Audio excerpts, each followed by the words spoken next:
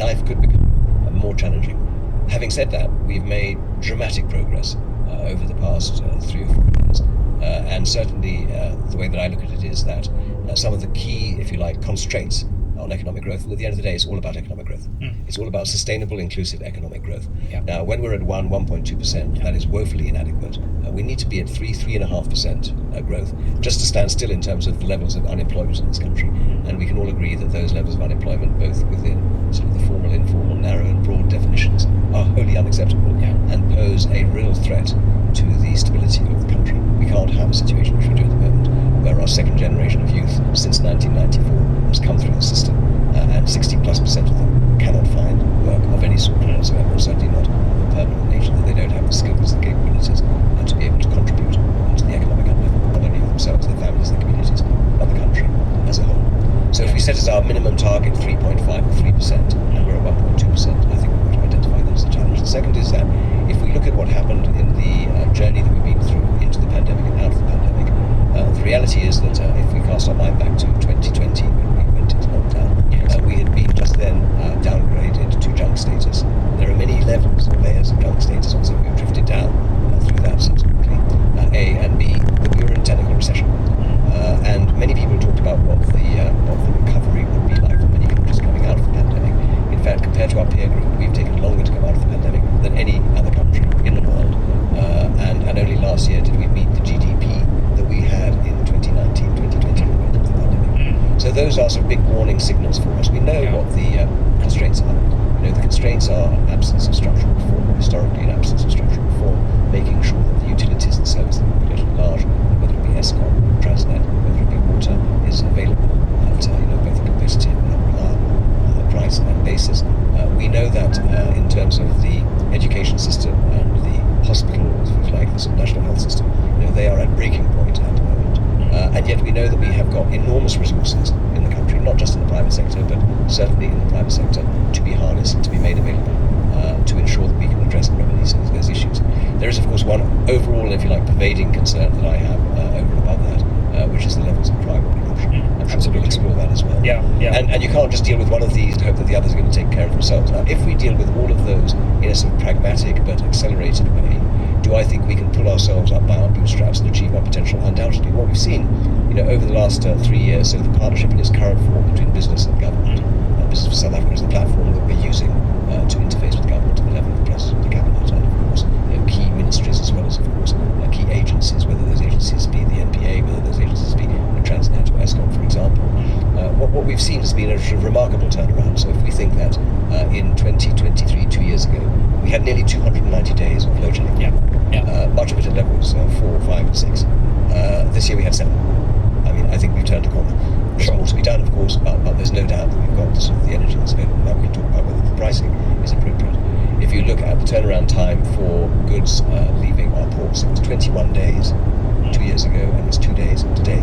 If we look at the number of lorries that we're taking across our borders, it's dramatically improved over the past 2 years. If you look at the ability for the prosecuting authorities to identify and prosecute complex crime and their forensic capability, again, we've seen a sort of pickup, not as fast as it would need to be. When we look at Operation Vulindlela, the joint venture between the Presidency and National Treasury, which is all about structural reform, there's been real breakthroughs, whether it be in terms of visa reform, whether it be in terms of identifying what the key constraints are in the system, for example, in terms of water.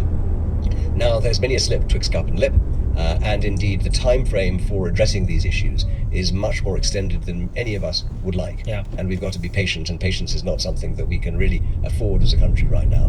But I am of the view that the progress that we've made over the past 2 or 3 years demonstrates, and it's been acknowledged as such by all of the agencies. It's been acknowledged, if you like, by the strengthening of our currency. It was available and on show over the last week at B20 and G20, where I believe we showcased ourselves extraordinarily well.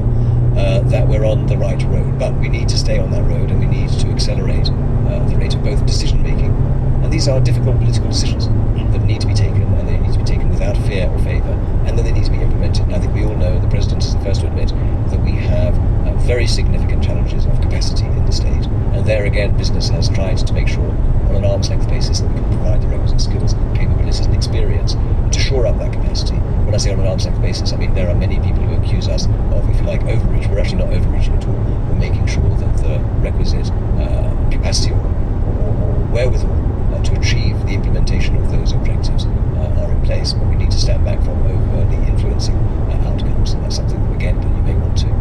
discuss. So when I sort of look at it in the round, my view is that yes, I think that we are certainly making progress.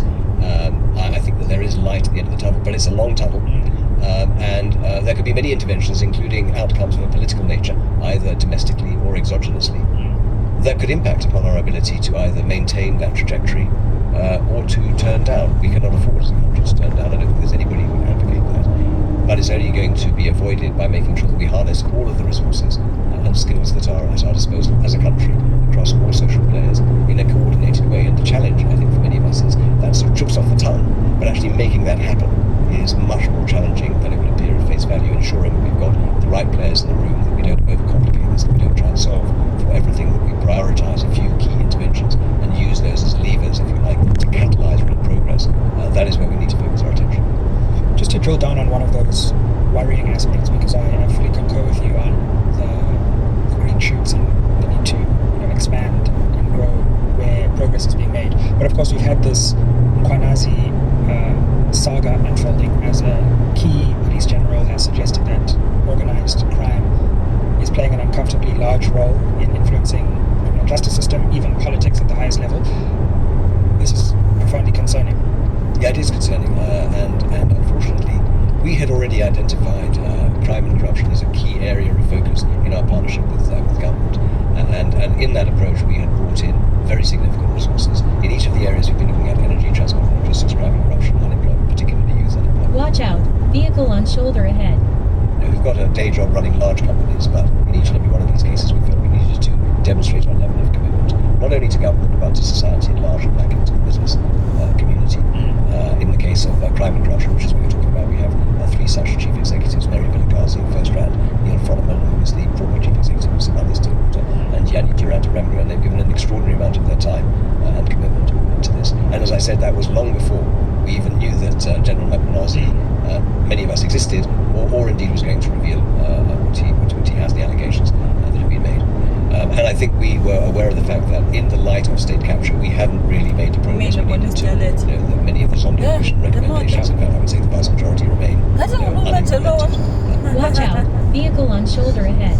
Zondo, as he was, has publicly stated his exasperation with the fact that we were just quickly and prosecuting. As we know that the NPA is threadbare in terms of its capacity, not in terms of its capability necessarily. Some people might say that as well, but I think that it's got some highly capable people, but it doesn't have the quantum of resources, the depth of a bench strength that's required to take forward some of the challenges that we have. And we know that these wheels, and you know better than most, grind very slowly anyway, so people are frustrated.